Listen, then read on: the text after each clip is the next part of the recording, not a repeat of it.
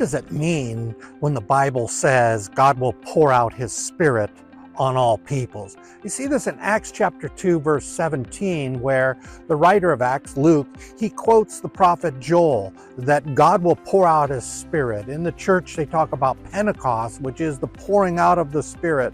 Well, you can get to know God, I think, or know that God is there by just looking at the environment, the trees and what's around us, and even contemplating on where we come from, the universe, the stars, looking up at night.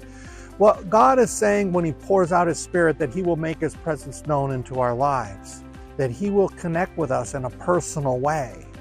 This all happened because of what Jesus Christ did for the humanity, by clearing the way, by taking upon himself our faults and our missing the marks of life, by rising again and opening up a door that brings the presence of God, the Holy Spirit, into our life.